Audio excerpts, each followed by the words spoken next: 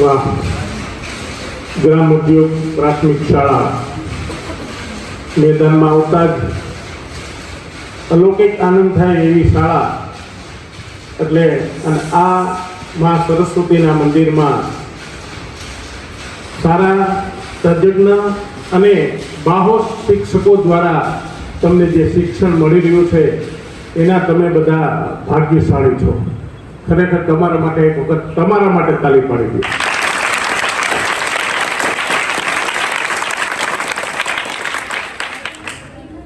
અમારું આ senior citizen મંડળ જુનાગઢ છેલ્લા 3 વર્ષથી જુનાગઢની સરકારી પ્રાથમિક શાળાઓમાં 6, 7 અને 8ના બાળકોને આ શૈક્ષણિક કીટ એટલે આવા 2 ચોપડાઓ અને એક કીટ જેમાં બોલ પેન, પેન્સિલ, ચેક રબર અને આ બધી વસ્તુઓ છૂટપટી એ આપવામાં આવે છે. આ પ્રાથમિક શાળાઓ એટલે સરકારી પ્રાથમિક શાળાઓ એટલા માટે પસંદ કરી છે કે આ શાળાની અંદર આપણા જેવા મધ્યમ વર્ગના બાળકો ભણતા હોય. જે પૈસાદારના બાળકો છે એ તો પ્રાઇવેટ શાળામાં જતા રહે છે અને લાખો રૂપિયાના ખર્ચા કરીને એના છોકરાને ભણાવે છે. પણ તમારા મા બાપ તમારા માટે, તમારા શિક્ષણ માટે થઈને, તમારા ભવિષ્ય માટે થઈને જે પ્રાઇવેટ શાળાઓ છે એના કરતાં પણ શ્રેષ્ઠ શાળાઓ સરકારી અત્યારે જુનાગઢની છે. અને આ સરકારી શાળાઓમાં BEd થી લઈને BSc સુધીના શિક્ષકો તમને ભણાવતા હોય છે.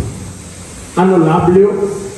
જ્યારે પ્રાઇવેટ શાળામાં તો 12 ધોરણ પાસ છોકરા છોકરીઓ તમને ભણાવતા હોય અને આવા શ્રેષ્ઠ શિક્ષકો પાસેથી શ્રેષ્ઠ શિક્ષણ લઈ અને તમે આગળ વધો અને ગુરુનું જ્ઞાન જે છે, ગુરુ, માતા, પિતા આનો આદર કરતા શીખો અને જ્ઞાન મેળવી અને તમારું નામ, તમારા મા બાપનું અને આ શાળામાં જે અભ્યાસ કર્યા છે એમનું પણ નામ રોશન કરો.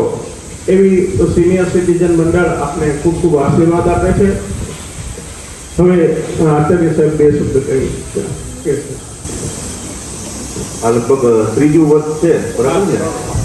તો સિનિયર સિટીઝન વિશે તમને માહિતી આપી દઉં કે આ જે મંડળ છે એમાં લગભગ 60 વર્ષ ઉપરના સિનિયર સિટીઝન કેને કહેવાય આપણે, જેને નિવૃત્ત થઈ ગયા હોય 60 વર્ષ ઉપરના, પછી કોઈ પણ પ્રવૃત્તિ કરી છે. તો સિનિયર સિટીઝન મંડળ છે એમાં 60 વર્ષ ઉપરના કોઈ પણ નાગરિક છે એ એમાં સભ્ય બની શકે અને અનુદાનથી ચાલતું. આ બધા જ્યાં તમને કીટ પૂરી પાડે તો કોઈ આજે આના માટે જો ખર્ચ છે તો એ લોકો જે સભ્યો છે એ કોઈ પણ વખતે અનુદાન મેળવીને, દાન મેળવી તમામ શાળાઓ, આપણે જુનાગઢની લગભગ 23 શાળાઓ છે, 23 કે 24, તો તમામ શહેરી વિસ્તાર જુનાગઢની તમામ શાળાઓમાં છે 6 થી 8ના તમામ બાળકોને આ કીટ પૂરી પાડે છે. આ ઉપરાંત એ ગ્રુપમાં જે સભ્યો હોય 3700 કે 3300 કેટલા 3700 જેટલા 3700 સિનિયર સિટીઝન સભ્યો છે. તો એમાં તો શું હોય કે ભાઈ વારંવાર પ્રવાસનું આયોજન કરે કે જેમાં બધા 60 વર્ષથી ઉપરના હોય, રમત ગમતનું આયોજન કરે, મેડિકલ કેમ્પનું આયોજન હોય, તમામ વસ્તુ છે એ અનુદાન ફ્રી અથવા તો સભ્ય ફ્રી ઉપરથી ચલાવવામાં આવે છે. અને આ નવી પ્રવૃત્તિમાં 3 વર્ષ થઈ ગયા કે જેમાં શૈક્ષણિક શાળાઓને યાદ કરીને 6 થી 8ના સરકારી શાળાઓમાં ભણતા બાળકોને આવી એક શૈક્ષણિક કીટ આપે. તો આ માટે આપણે શાળા પરિવાર વતી સિનિયર સિટીઝન મંડળ જુનાગઢનો આપણે ખૂબ ખૂબ આભાર માનીએ છીએ. અને આ પ્રવૃત્તિ છે આગામી સમયમાં અમારી પાસે જરૂર પડે તો એની પણ જાણ કરજો. ટ્રસ્ટી મંડળના સભ્યો છીએ. અમારા ધનેશભાઈ રાજ્યગુરુ અમારા ખજાનચી છે, હું ટ્રસ્ટી છું. ગિરીશભાઈ પુરોહિત એ પણ ટ્રસ્ટી છે. એટલે અમારા આ 12 મેમ્બરોનું આ ટ્રસ્ટી મંડળ અને 2800 મેમ્બર અમારા સભ્યો છે અને જેમાંથી 1100 મેમ્બર એક્ટિવ છે. અમે કોઈ પાસેથી અનુદાન લેતા નથી. આ જે ખર્ચ જે છે ને એ સંસ્થા ભોગવે છે. અત્યારે આ પુસ્તકો દેવાનો ખર્ચ જુનાગઢની શાળાઓમાં 1 લાખ રૂપિયાનો ખર્ચ છે. તમને એમ થાય કે મારી પાસે 2 ચોપડા જ આવ્યા, પણ 1 લાખ રૂપિયા જુનાગઢની તમામ શાળાઓમાં આ ચોપડા દેવામાં સંસ્થા વાપરે છે. હમણાં જ બીજું જે આપણા દેશની રક્ષા કરે છે એવા સૈનિકો એના વેલફેર ફંડની અંદર પણ અમારી સંસ્થાએ એટલે સિનિયર સિટીઝન મંડળે 1 લાખ રૂપિયાનું દાન આપેલું છે સિનિયર સિટીઝન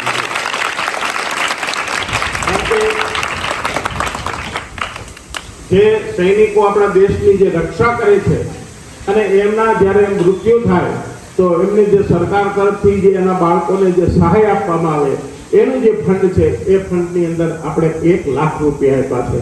બીજું અમારી સંસ્થા આ નાના મોટા પ્રવાસો, પર્યટનો, વિદેશના પ્રવાસો, સાંસ્કૃતિક કાર્યક્રમ, દર માસે અમારો સાંસ્કૃતિક કાર્યક્રમ હોય છે અને એ સાંસ્કૃતિક કાર્યક્રમમાં 700 થી 800 મેમ્બર હાજર હોય અને ત્યારે ફૂલ પેટ ભરપોર લઈ અને દરેકે ઘરે જવાનું હોય છે. આ રીતનો કાર્યક્રમ અને જેનો પણ અંદાજિત ખર્ચ માસિક 1.5 લાખ રૂપિયા જેવો ખર્ચ આવે છે.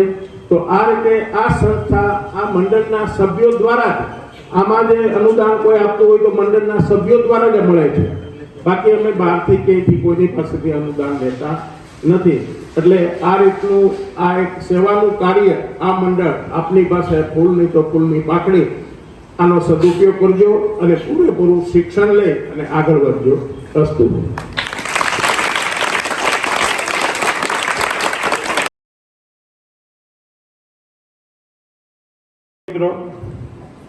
આ વ્યાસભાઈ છે એ અમારા ટ્રસ્ટી મંડળના એક સભ્ય છે, પતિ પત્ની બંને, પ્લસ અમારો મંડળનો તમામ હિસાબ કિતાબ આ 1 રૂપિયાથી માંડી અને લાખો રૂપિયા સુધીનો હિસાબ જે છે એ વ્યાસભાઈ સંભાળે છે અને ક્લીન અને નેટ ગમે ત્યારે કોઈ પણ વ્યક્તિને અમારો હિસાબ જોવો હોય તો એ જોઈ શકે એવો હિસાબ એવો લખે છે. આ તકે વ્યાસભાઈ આવ્યા છે એ 2 શબ્દ કહે છે. રામ ઉદ્યોગ મંદિરમાં હું 23 વર્ષ નોકરી કરી ગયો. વાહ વાહ, તાળી પાડો. મારા 3 દીકરા રામ ઉદ્યોગ મંદિર શાળામાં ભણ્યા, રાષ્ટ્રીય શિક્ષણ આવ્યા છે. અત્યારે એક પોલીસમાં છે, એક એકાઉન્ટન્ટ છે ને એક ગુજરી છે. આ ટીચર છે મારી પાસે આવડી એટલે ઉદ્યોગ મંદિર મારો પરિવાર જ છે. આખો ઉદ્યોગ મંદિરમાં મેં 9 વર્ષ નોકરી કરી, ક્વાર્ટરમાં રહેતો. અહીંયા અમે ગરબી કરતા, યાદ છે? બહુ જલસા કર્યા છે ઉદ્યોગ મંદિરમાં. વ્યાસ સાહેબ સારા ગાયક કલાકાર પણ છે.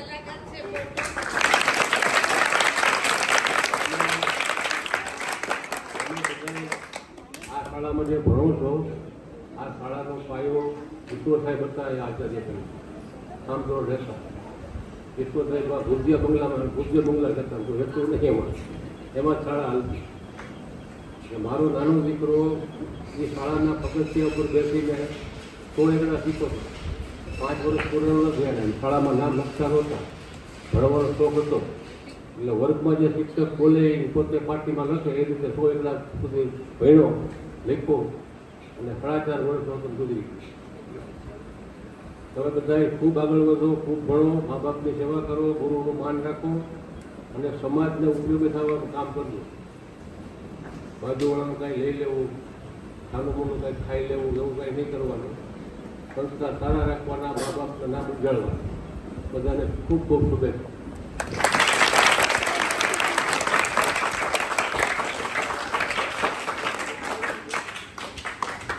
આપ સર્વે મહાનુભાવોનું અમારી શાળામાં ખૂબ જ હાર્દિક અને અભિવાદન કરીએ છીએ અને ધન્યતા અનુભવીએ છીએ કે આવા ઉત્તમ વ્યક્તિઓ આજે અમારી સાથે છે, અમારા માર્ગદર્શક પણ છે અને જેની પાસેથી એમ પ્રોત્સાહન લઈ શકીએ આપણે. જુઓ, સરે પહેલાં શું કહ્યું હતું કે ભાઈ તમે તમારા શિક્ષકો પાસેથી શીખો એમ કહ્યું ને. તો હવે હું એમ કહું તમે કે એ લોકો પોતાનું જે નિવૃત્ત જીવન છે એ પણ કેટલું વૃક્ષની જેમ સુશોભિત કર્યું ને, કે સમયને વેડફો નહીં અને બીજાને સતત ઉપયોગી થઈ ગયા. તો જીવનમાં એ પણ જરૂરી છે અને આપણે પ્રેરણા લઈશું અને એ જ પ્રમાણે જીવનમાં નિર્ધાર કરશું કે એવું કરશું કે જેથી માત્ર ઘર કુટુંબને નહીં પરંતુ સમાજને પણ ઉપયોગી થશે. ફરીવાર આપ સૌનો ખૂબ આભાર.